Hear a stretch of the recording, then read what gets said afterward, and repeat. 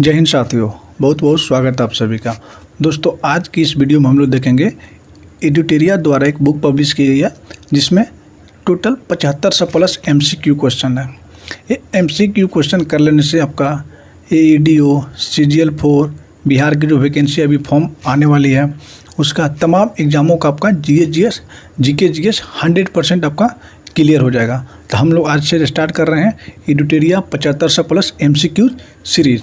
इसमें हम सारे सेट का इसमें जितने भी सेट हैं लगभग 100 प्लस प्रैक्टिस सेट है। हम लोग सारे प्रैक्टिस सेट को एक एक करके देखेंगे। और आप लोग की इसकी PDF की आवश्यकता पड़े तो आप लोग हमारे व्हाट्सएप टेलीग्राम ग्रुप से ज्वाइन होकर वहाँ से PDF ले सकते हैं। और किसी प्रकार की कोई समस्या है या हमसे बात करना चाहते हैं या कोई आपको हेल्प लेनी है तो आप लोग डायरेक्ट हमारे व्हाट्सएप ग्रुप में ज्वाइन करके आप हमसे डायरेक्ट कॉन्टेक्ट कर सकते हैं। चलिए आज का अपना स्टार्ट करते हैं। आज का हमारा है practice set number 1। Practice set number 1, party of India, इसके संस्थापक कौन थे? तो इसका जो संस्थापक थे डॉक्टर भीमराव अंबेडकर। इसका जो राइट ऑप्शन होगा वो होगा डी। ये है Republican party of India. Republican party of India के पहले इस पार्टी का नाम था अनुसूचित जाति संस्था। इसके पहले इसका नाम था अनुसूचित जाति संस्था। इसी को भंग करके रिपब्लिकन पार्टी ऑफ इंडिया की स्थापना की गई। इसकी जो स्थापना की गई थी उसको गई थी 30 सितंबर 1956 को। 30 सितंबर 1956 को इसके संस्थापक हो जाएंगे डॉक्टर भीमराव अंबेडकर। लेकिन दुर्भाग्य हुआ कि इन जो भीमराव अंबेडकर का मृत्यु हो गया 6 दिसंबर सन 1956 को। इसी वर्ष इनका देहांत हो गया। लेकिन इनके जो अनुयायी थे, भीमराव अंबेडकर के जो अनुयायी थे, ये रिपब्लिकन पार्टी ऑफ इंडिया के आगे में इसका बढ़ाने में इसका सहयोग किए। तो इसका जो राइट ऑप्शन हो जाएगा doctor Bhimrao Ambedkar. Next question कर, वर्ष 1920 की खिलाफत कमेटी की सभा जिसमें गांधी जी से असहयोग आंदोलन के नेतृत्व को संभालने का अनुरोध किया गया, वह सभा किस शहर में हुई थी? ये प्रश्न कर रहा है, वर्ष 1920 में खिलाफत कमेटी की सभा जिसमें गांधी जी से असहयोग आंदोलन के नेतृत्व को संभालने का अनुरोध किया था, वह सभा किस शहर में हुई थी? तो सबसे पहले बात करते हैं खिलाफत आंदोलन। ये जो खिलाफत आंदोलन स्टार्ट हुआ था सन 1919 से लेकर 1924 तक। सन 1919 से लेकर 1924 तक का खिलाफत आंदोलन चला था। लेकिन असहयोग आंदोलन की शुरुआत हुई थी सन 1920 में। असहयोग आंदोलन की शुरुआत सन 1920 में हुई थी। और उस समय गांधी जी नेतृत्व कर रहे थे।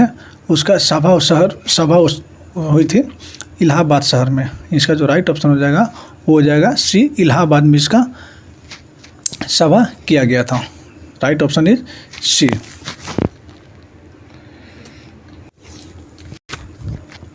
नेक्स्ट क्वेश्चन कर रहा है, निम्नलिखित में से कौन से व्यक्ति होम रूल लीग की स्थापना में शामिल नहीं थे? ये जो होम रूल लीग की स्थापना में शामिल नहीं थे तो डॉक्टर बाल गंगाधर तिलक थे, एनी बेसेंट थे, सुब्रमण्यम अय्यर भी थे, लेकिन HS आलकाट ये नहीं थे। तो इसका जो राइट ऑप्शन हो जाएगा वो हो जाएगा डी। राइट ऑप्शन हो जाएगा डी। ये जो होम रूल की शुरुआत की गई थी सन 1916 में इसकी शुरुआत की गई थी। और होम रूल लीग की इसका दूसरा भी नाम, इसको दूसरे नाम से भी जाना जा सकता है। अगर एग्जाम में प्रश्न पूछा जाएगा कि गृह शासन लीग आंदोलन की शुरुआत कब की गई थी, तो इसी को जाहिर सी बात है, इसी को हम लोग बोलते हैं होम रूल लीग और इसी को बोलते हैं गृह शासन लीग आंदोलन। इसकी शुरुआत सन 1919 में की गई थी, जिसमें बाल गंगाधर तिलक, एनी बेसेंट और सुब्रमण्यम अय्यर साहब ने इस आंदोलन में शामिल थे। तो राइट ऑप्शन हो जाएगा डी। नेक्स्ट क्वेश्चन कर रहा है, नोआखली नोआखली पटना के समय महात्मा गांधी के निजी सचिव कौन थे? नोआखली घटना के समय महात्मा गांधी के निजी सचिव कौन थे? ये जो नोआखली घटना, उस समय महात्मा गांधी के निजी सचिव थे प्यारे लाल। इसका जो राइट ऑप्शन हो जाएगा वो हो जाएगा सी, प्यारे लाल। लेकिन जो प्यारे लाल से पहले महादेव देसाई, प्यारे लाल से पहले महात्मा गांधी के निजी सचिव थे महादेव देसाई। बात करते हैं नोआखली घटना, नोआखली घटना। ये जो घटना हुई थी 1946, आज़ादी के जस्ट एक साल पहले 1946 में ये घटना हुई थी। और उस समय गांधी जी के निजी सचिव थे प्यारे लाल, और प्यारे लाल से पहले थे महादेव देसाई। तो राइट ऑप्शन हो जाएगा सी, प्यारे लाल। नेक्स्ट क्वेश्चन कर रहा है, सविनय अवज्ञा आंदोलन की असफलता के बाद गांधी जी ने महत्व दिया रचनात्मक कार्यक्रम को, हिंसा के सीमित उपयोग को, अंग्रेजों से समझौतों को, या परंपरागत कार्यक्रम को। तो असविनय अवज्ञा आंदोलन इसकी शुरुआत की गई थी 6 अप्रैल 1930 को। और ये कहाँ से शुरू की गई थी? ये शुरू की गई थी डांडी से शुरू की गई थी। गांधी जी ने इसका महत्व दिया था रचनात्मक कार्यक्रम को। इसका जो राइट ऑप्शन हो जाएगा वो हो जाएगा ए, रचनात्मक कार्यक्रम को। ये जब डांडी से शुरू की गई थी सन 1930 में, तो उस समय जो वायसराय थे वो थे इरविन, और जो अमेरिकन पत्रकार थे वेब मिरल।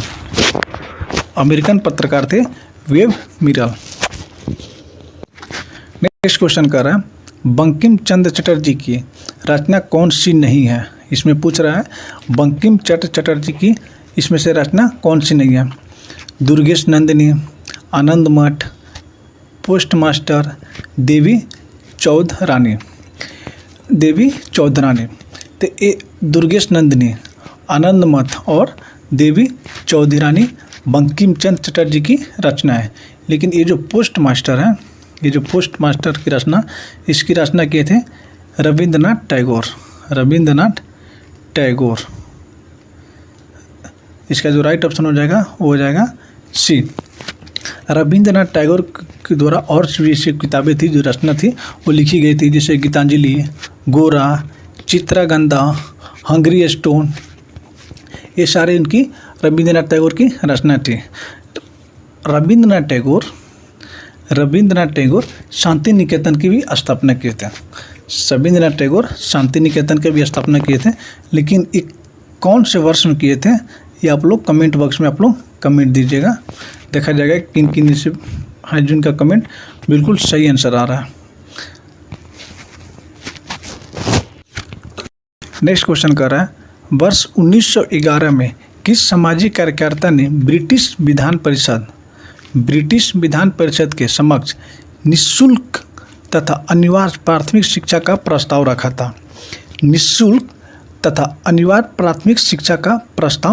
रखा था?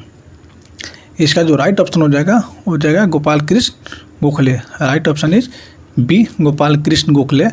1911 में एक सामाजिक कार्यकर्ता ने ब्रिटिश विधान परिषद में के समक्ष रखा था कि यहाँ पे निःशुल्क तथा अनिवार्य प्राथमिक शिक्षा को महत्व दिया जाए। इसका जो राइट ऑप्शन हो जाएगा गोपाल कृष्ण गोखले। नेक्स्ट क्वेश्चन कर रहा है, निम्नलिखित में से दक्षिण भारत में विजय प्राप्त करने वाला पहला शासक कौन था? दक्षिण भारत में पहला विजय प्राप्त करने वाला था अलाउद्दीन खिलजी। राइट ऑप्शन हो जाएगा ये, अलाउद्दीन खिलजी। अलाउद्दीन खिलजी का जो मूल नाम था वो था अली गुरशाह। इसका मूल नाम था अली गुरशाह। इसको द्वितीय सिकंदर भी कहा जाता है, सिकंदर सानी। इसको हुलिया बदलना, घोड़ा दागना, अस्थाई सेना, नगद सेना, बाजार नियंत्रण जैसे कई से प्रावधानों पर क्या कहते लागू किया था? इसमें सबसे महत्वपूर्ण हो जाता है घोड़ा दागना और अस्थाई सेना। घोड़ा दागना और अस्थाई सेना इसका सबसे महत्वपूर्ण क्वेश्चन पूछे जाते हैं, एग्जाम से अधिकतर क्वेश्चन पूछे जाते हैं कि घोड़ा दागना का प्रचलन किसने शुरू की थी? तो इसका शुरू किया था अलाउद्दीन खिलजी द्वारा। नेक्स्ट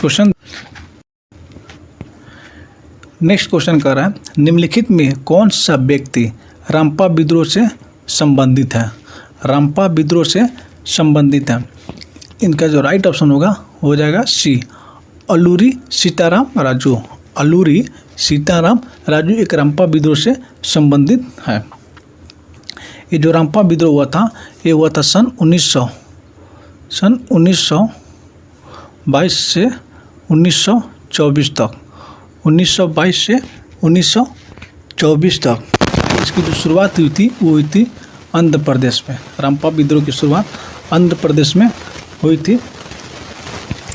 और एक और इससे इम्पोर्टेंट विद्रोह है जिसको हम लोग मोपला विद्रोह बोलते हैं। मोपला विद्रोह की शुरुआत 1921 में हुई थी और ये भी हुई थी कहाँ पे? केरल के मालाबार के तट पर। मोपला विद्रोह 1921 में ये हुई थी केरल में।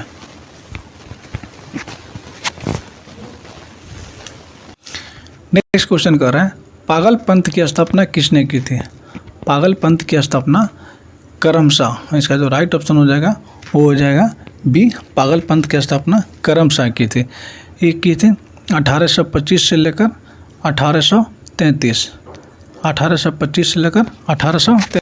और इसके जो नेता थे पागल पंथ के वो थे करम शाह। और ये हुई थी असम में। ये हुई थी असम में। और असम में एक और विद्रोह हुई थी वो है अहम विद्रोह। असम में अहम विद्रोह हुई थी जो 1928 में। उसके नेतृत्व करने वाले नेता थे गोमधर कुंवर। इसके जो नेतृत्व करने वाले नेता थे गोमधर कुंवर। ये भी हुई थी असम में अहम विद्रोह 1928 में। नेक्स्ट क्वेश्चन देखते हैं। नेक्स्ट क्वेश्चन कर रहा है पानीपत के युद्ध में बाबर के जीतने का मुख्य कारण क्या था? जो बाबर के जीतने का मुख्य कारण था वो तुगलबंदी, वो तुलगमा पद्धति जानते थे। इसका जो राइट ऑप्शन हो जाएगा वो हो जाएगा सी, तुलगमा पद्धति। इसका जो राइट ऑप्शन हो जाएगा वो हो जाएगा सी, मुख्य कारण जीतने का हो जाएगा तुलगमा पद्धति। पानीपत की 3 युद्ध हुई थी। पानीपत की 3 युद्ध हुई थी। जो प्रथम युद्ध था वो था 1926 सन 1526। ये हुआ था 1526। द्वितीय पानीपत का हुआ था 1556 और तृतीय पानीपत हुआ था 1761। ये जो प्रथम पानीपत हुआ था 1556 में ये हुआ था बाबर वर्सेस इब्राहिम लोदी। बाबर वर्सेस इब्राहिम लोदी, जिसमें इब्राहिम लोदी की क्या हो गई थी? हत्या कर दी गई थी। द्वितीय पानीपत हुआ था 1556। ये हुआ था अकबर वर्सेस हेमू, जिसमें हेमू की हार हुई थी। और तृतीय पानीपत हुआ था सन 1761। इसमें मराठा और अफगान के बीच हुआ था। और इसमें क्या हुआ था? मराठा और अफगान के बीच में जो तृतीय पानीपत हुआ था इसमें मराठा हार गए और अफगान जीत गया। ये हुए थे 3 पानीपत के युद्ध। ये डायरेक्ट क्वेश्चन पूछे जाते हैं कि प्रथम पानीपत के युद्ध कौन से वर्ष हुए थे। इसमें वर्ष भी पूछ देता है और किसके बीच हुआ था ये भी पूछता है। नेक्स्ट क्वेश्चन कर रहे हैं मध्यकाल में जौनपुर में स्वतंत्र सरकी राजवंश की स्थापना किसने की? ये जो सरकी राजवंश की स्थापना किए थे मलिक उल शर्क। इसका जो राइट ऑप्शन हो जाएगा वो हो जाएगा मलिक उल शर्क।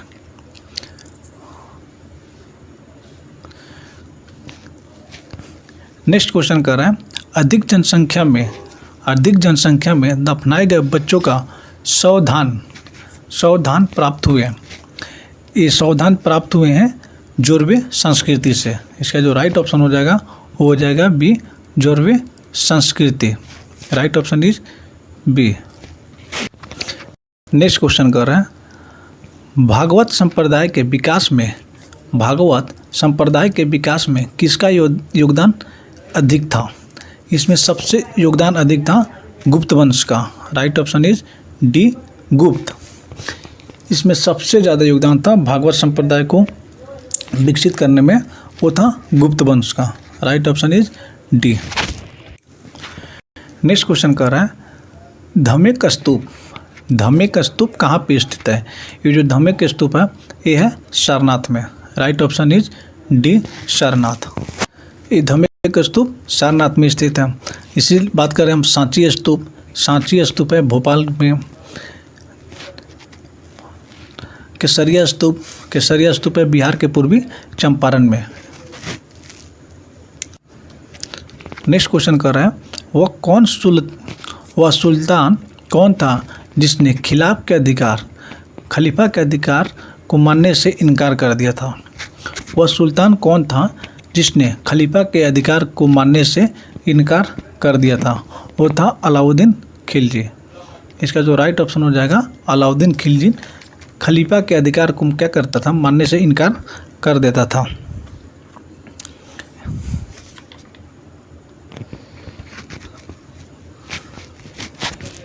नेक्स्ट क्वेश्चन कर रहा है यूरोप को उत्तरी अमेरिका से कौन सा सागर या महासागर अलग करता है? यूरोप को उत्तरी अमेरिका से कौन सा सागर या महासागर अलग करता है? ये करता है उत्तरी अटलांटिक महासागर। राइट ऑप्शन हो जाएगा ये उत्तरी अटलांटिक महासागर।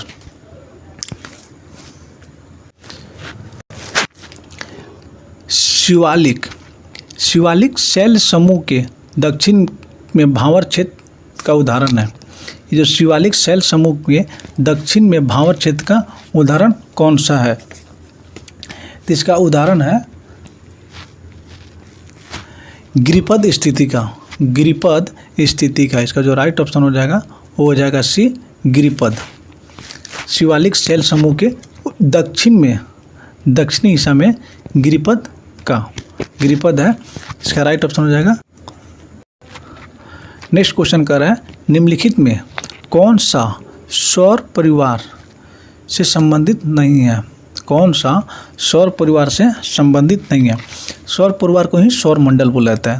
तो सौर मंडल में सूर्य, ग्रह, उपग्रह, सूक्ष्म ग्रह और धूमकेतु, यानी क्षुद्र ग्रह, धूमकेतु सौरमंडल में होते हैं। लेकिन जो निहारिका है इसका जो राइट ऑप्शन हो जाएगा बी हो जाएगा, निहारिका। कह रहा है सौर परिवार से संबंधित नहीं है, तो राइट ऑप्शन हो जाएगा बी, निहारिका।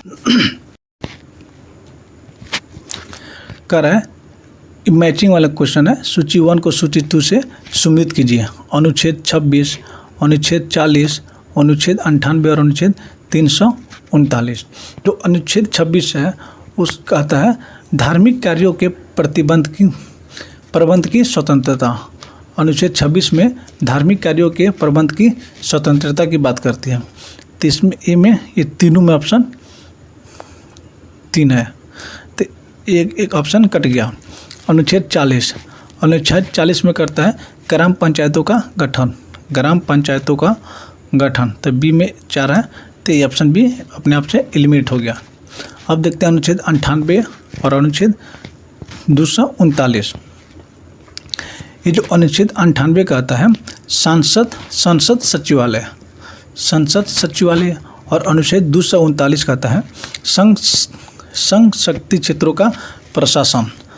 तो सी का 2 और डी का 1, तो राइट ऑप्शन हो जाएगा ए। इसका जो राइट ऑप्शन होगा वो हो जाएगा ए। नेक्स्ट क्वेश्चन कर रहा है निम्नलिखित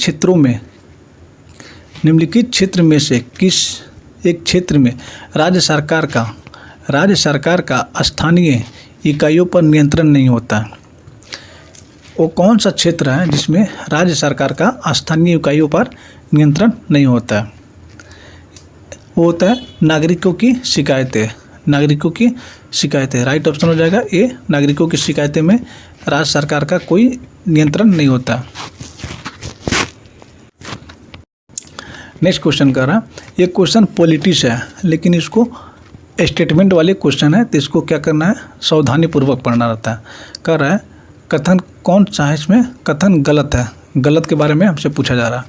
कह रहे हैं मौलिक अधिकार का संबंध मौलिक अधिकार पर संविधान का भाग 3 जो यूएसए के बिल ऑफ राइट्स पर आधारित है। यह स्टेटमेंट क्या है, सही है। जो मौलिक अधिकार है वो भाग 3 में है और यूएसए से आधारित है। सेकेंड स्टेटमेंट कह रहा है संविधान के अनुच्छेद 21 के अंतर्गत मृत्यु का अधिकार मूलभूत अधिकार है। नहीं, बिल्कुल नहीं, मृत्यु का मूलभूत अधिकार बिल्कुल नहीं है। नेक्स्ट कह रहा है भारतीय संविधान एक पूर्ण संघीय संविधान है। भारतीय संविधान एक पूर्ण संघीय संविधान नहीं है। ये भी स्टेटमेंट क्या है, गलत हो जाएगा। नेक्स्ट कह रहा है भारतीय संविधान के अनुसार मूलभूत अधिकारों को हटाया जा सकता है। मूलभूत अधिकारों को हटाया जा सकता है, नहीं, हटाया नहीं जा सकता बल्कि इसको संशोधन किया जा सकता है। तो इसमें कह रहा है कौन सा स्टेटमेंट गलत है, तो बी, सी और डी। तो राइट ऑप्शन हो जाएगा डी। बी, सी और डी क्या है, स्टेटमेंट गलत है। राइट ऑप्शन हो जाएगा डी। देखिए ऐसे स्टेटमेंट क्वेश्चन को ना थोड़ा बच के करना होता है क्योंकि गलत होने की संभावना बहुत होती है। नेक्स्ट क्वेश्चन कह रहा है वर्ष 2011 में भारत के संविधान में होने वाले 97वें संशोधन का संबंध किस विषय पर है। जो 97वें संशोधन 2011 में हुआ था, इसका संबंध है सहकारी संस्थाओं का गठन एवं कार्य संचालन पे। सहकारी संस्थाओं का गठन और कार्य संचालन, इसका जो राइट ऑप्शन हो जाएगा वो हो जाएगा बी। तो वहीं पे बात करते हैं भाग 9 में चर्चा इसकी पंचायती राज। ये 73वें संविधान संशोधन करके 1993 में पंचायती राज भाग 9 में जोड़ा गया।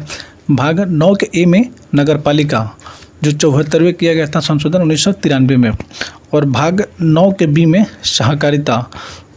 भाग 9 के बी में सहकारिता जो वर्ष 2011 में किया गया था। यह भाग 9 के बी में 9 में किया गया था पंचायती राज जो 73वां संविधान संशोधन 1993। 9 के में नगर पालिका 74वां संविधान संशोधन। भाग 9 के बी में सहकारिता जो 97वां संविधान संशोधन 2011 में किया गया था। राइट ऑप्शन हो जाएगा बी। नेक्स्ट क्वेश्चन कर रहा है भारत के संसद द्वारा पंचायत प्रावधान कानून कब पारित किया गया था। ये पंचायत प्रावधान कानून है, ये पारित किया गया था 1996। राइट ऑप्शन हो जाएगा सी 1996। नेक्स्ट क्वेश्चन कर रहे हैं व्यक्तिगत प्रयोज्य आय यानी पीडीआई व्यक्तिगत प्रयोज्य आय एक है। ये पीडीआई का फुल फॉर्म होता है पर्सनल डिस्पोजल इनकम। अगर एक पीडीआई निकालना होगा तो इसमें होता है व्यक्तिगत आय। इस आदमी का व्यक्तिगत आय क्या है, उसमें से अगर व्यक्तिगत कर भुगतान और गैर कर भुगतान निकाल दिया जाए तो हो जाता है पीडीआई। तो राइट ऑप्शन हो जाएगा बी, पीडीआई।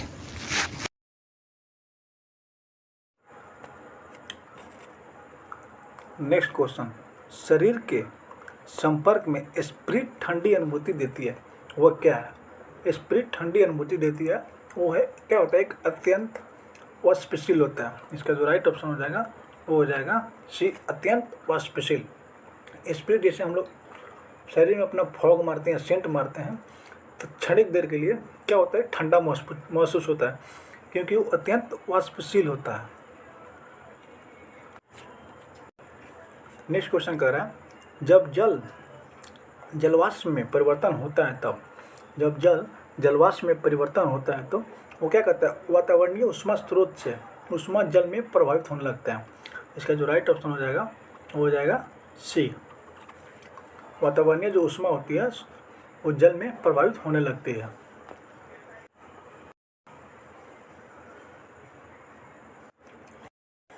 नेक्स्ट क्वेश्चन कर रहा है ये मैचिंग वाले 1 से 2 में मिलान करना होगा। देखिए बहुत ही सिंपल है, आर्सेनिक, कैडमियम, पॉलीविनाइल क्लोराइड और बेरियम। ये जो आर्सेनिक होता है, आर्सेनिक श्वसन संबंधित समस्याओं के लिए, आर्सेनिक श्वसन संबंधित समस्याओं के लिए। तो 1 का 4, 1 का 4, एक ही से ऑप्शन हमारा काम चल जाएगा, लेकिन हम लोग चारों देख लेते हैं। कैडमियम, कैडमियम कारण हड्डियों में कमजोरी, हड्डियों में कमजोरी। पॉलीविनाइल क्लोराइड, पॉलीविनाइल क्लोराइड में मस्तिष्क में सूजन। और ये बेरियम के कारण फेफड़े में कैंसर। इसका जो राइट ऑप्शन हो जाएगा वो हो जाएगा सी। नेक्स्ट क्वेश्चन कर रहा है, संद सल्फ्यूरिक अम्ल की उपस्थिति में एसिटिक अम्ल तथा एथेनाइल अल्कोहल के माध्यम होने वाली अभिक्रिया क्या कहलाती है? ये अभिक्रिया कहलाती है एस्टरीफिकेशन, एस्टरीफिकेशन यानी एस्टरीकरण। राइट ऑप्शन हो जाएगा डी। नेक्स्ट क्वेश्चन कर रहा है, ग्रेफाइट में परतों को एक दूसरे से मिलाकर रखा जाता है। ग्रेफाइट में जो लेयर होते हैं एक दूसरे से मिलाकर रखा जाता है, क्योंकि इसमें क्या होता है, वंडरवाल फोर्स होता है। राइट ऑप्शन हो जाएगा ए, वंडरवाल फोर्स सबसे वीक फोर्स होता है, इसीलिए ग्रेफाइट को एक दूसरे के परत में मिलाकर रखा जाता है, क्योंकि वंडरवाल बल द्वारा। राइट ऑप्शन हो जाएगा ए। नेक्स्ट क्वेश्चन कर रहा है, निम्नलिखित में कौन सा यातायात संचालित नगरों में भूरी वायु बनाने में संबंध है? भूरी वायु बनाने में संबंध है। Sulphur dioxide, nitrogen dioxide, carbon dioxide या कार्बन मोनोडाइऑक्साइड। इसका जो राइट ऑप्शन हो जाएगा वो हो जाएगा सल्फर डाइऑक्साइड। ये सल्फर डाइऑक्साइड और नाइट्रोजन डाइऑक्साइड ये दोनों मिलकर क्या करता है, एसिड रेन। ये दोनों मिलाकर एसिड रेन होता है, अम्लीय वर्षा जिसको हम लोग बोलते हैं। ये दोनों के कारण सल्फर डाइऑक्साइड और नाइट्रोजन डाइऑक्साइड के कारण होता है। नेक्स्ट कर रहा है, किस प्रकार के ऊतक से मनुष्य में ग्रंथियों का निर्माण होता है? किस प्रकार के ऊतक में मनुष्य की ग्रंथियों का निर्माण होता है? वो होता है उपकला ऊतक, उपकला ऊतक। राइट ऑप्शन हो जाएगा सी। नेक्स्ट कर रहा है, मनुष्य की लार में उपस्थित एक घातक लाइसोजोम किस रूप में कार्य करता है? ये जो लाइसोजाइम होते हैं हमारे लार में पाए जाते हैं, वो करता है प्रतिजीवाणु कारक। राइट ऑप्शन हो जाएगा ए। नेक्स्ट कर रहा है, पौधों में रंध्रों का खुलना एवं बंद होना किस पर निर्भर करता है? ये जो रंध्रों बोलते हैं स्टोमाटा का खुलना और बंद होना मुख्य कारण होता है स्फीति दबाव। राइट ऑप्शन हो जाएगा बी। नेक्स्ट क्वेश्चन कर रहा है, निम्नलिखित में कौन सा फूल का एक अंश और एक भाग है? फूल का कौन सा एक अंश और एक भाग है? स्त्री केसर है जो एक फूल का अंश और भाग है। राइट ऑप्शन हो जाएगा बी, स्त्री केसर। नेक्स्ट क्वेश्चन कर रहा है, सफ़ेद फास्फोरस के संबंध में निम्नलिखित कथनों पर विचार कीजिए। सफ़ेद फास्फोरस कर रहा है, यह एक विषैला पदार्थ है, बिल्कुल, जिसका उपयोग रासायनिक हथियार के रूप में किया जा सकता है। ये क्या है, स्टेटमेंट सही है। यह अत्यधिक ज्वलनशील होता है, बिल्कुल सही होता है, और हवा के संपर्क में आने पर स्वतः प्रज्वलित हो जाता है। ये स्टेटमेंट क्या है, दोनों स्टेटमेंट सही है। तो राइट ऑप्शन हो जाएगा सी। कौन सा स्टेटमेंट में सही पूछा जा रहा है, तो ऑप्शन हो जाएगा सी। नेक्स्ट क्वेश्चन कर रहा है, समान ठंड में निम्नलिखित में कौन सा नसिका संकुलन के लिए उत्तरदायी है? नसिका संकुलन के लिए उत्तरदायी है, ये होता है हिस्टामिन के कारण नसिका संकुलन ठंड के समय में अक्सर होना शुरू हो जाता है, हिस्टामिन के कारण। नेक्स्ट क्वेश्चन कर रहा है, केंद्रक कला का निर्माण किस कोशिकांग द्वारा होता है? केंद्रक कला का निर्माण किस कोशिकांग द्वारा होता है? ये होता है अंतर्द्रव्य जालिका में इसका निर्माण होता है। नेक्स्ट क्वेश्चन कर रहे हैं, लसिका एवं रुधिर किस प्रकार का ऊतक का उदाहरण है?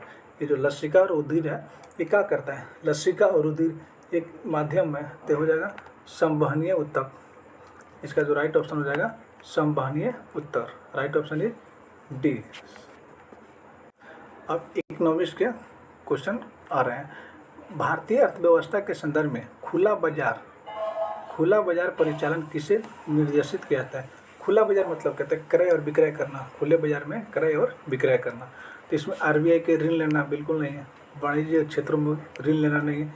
ये होता है आरबीआई द्वारा सरकारी प्रतिभूतियों को क्रय और विक्रय करना। राइट ऑप्शन हो जाएगा सी, क्रय और विक्रय करना कि खुला बाजार का परिचालन है। नेक्स्ट क्वेश्चन कर रहे हैं, पूंजी खाता परिवर्तनीयता। पूंजी खाता परिवर्तनीयता की सिफारिश निम्नलिखित में किस समिति पर की थी? ये जो समिति की थी तारापुर समिति।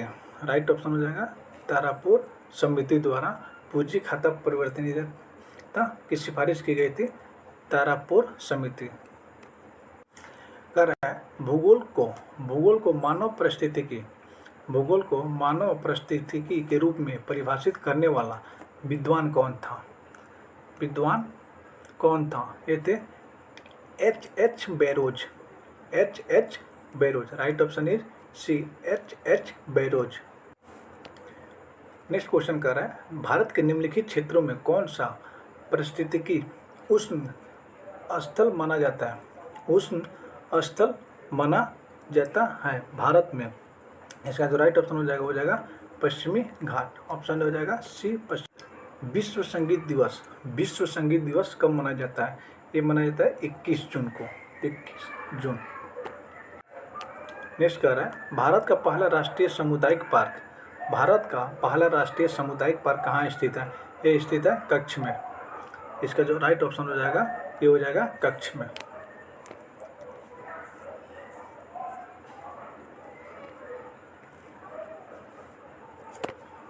नेक्स्ट क्वेश्चन कर रहे हैं, निम्नलिखित में किसे कहा था संवाद का वास्तविक स्थान जीवा नहीं बल्कि मन होता है? संवाद का वास्तविक स्थान जीवा नहीं मन होता है, ये कहने वाले महात्मा गांधी ने ही स्टेटमेंट कहा था। संवाद का वास्तविक स्थान जीवा होता है बल्कि मन नहीं। नेक्स्ट क्वेश्चन कर रहे हैं, द सोशलिस्ट नामक समाचार पत्र का प्रकाशन सर्वप्रथम किसने किया था? द सोशलिस्ट नामक सबसे पहले किए थे श्रीपाद अमृत डागे। राइट ऑप्शन हो जाएगा बी, श्रीपाद अमृत डागे द्वारा द सोशलिस्ट नामक समाचार पत्र का प्रकाशित किया गया था। नेक्स्ट क्वेश्चन कर रहे हैं, भैंसा सिंगी नामक जाति किस राज्य में पाई जाती है? ये पाई जाती है नागालैंड में। राइट ऑप्शन हो जाएगा डी, नागालैंड में भैंसा सिंगी। आज का लास्ट क्वेश्चन कर रहा है, HDPE का पूरा नाम क्या है? HDPE का पूरा नाम क्या है? तो इसका जो फुल फॉर्म होता है high density polyethylene. Right option हो जाएगा ए, हाई डेंसिटी पॉलीइथाइलिन। ये देख रहे थे एडिटोरिया का आज का हमारा एडिटोरिया का सेट 1 था। इसमें कम से कम 100+ सेटों की संख्या है। हम लोग धीरे धीरे एक एक करके सारे सेट का डिस्कशन कर लेंगे और सुबह में इसका डिस्कशन कर लेंगे और शाम में, क्योंकि दरोगा की बहाली अब आ गई है, टोटल 1799 पोस्ट पे वैकेंसी आ चुकी है। तो हम लोग ऐसा करते हैं कि सुबह में एडिटोरिया का जो सेट कर लेंगे और शाम में दरोगा का प्रैक्टिस सेट करना बहुत ज़रूरी हो गया, क्योंकि दरोगा का एग्ज़ाम संभवतः दिसंबर या जनवरी में पूरी पॉसिबिलिटी है कि दिसंबर या जनवरी में इसका दरोगा का एग्ज़ाम हो जाएगा। तो हम लोग एक सेट सुबह में एक सेट शाम में कर लेते हैं। बाकी कोई भी समस्या हो तो आप हमारे व्हाट्सएप ग्रुप तो ज्वाइन करके हमसे बात कर सकते हैं और इसका PDF लेने के लिए आपको टेलीग्राम ग्रुप वहाँ से ले सकते हैं। तब तक के लिए okay bye, thank you so much, love you all, bye bye, thank you so much.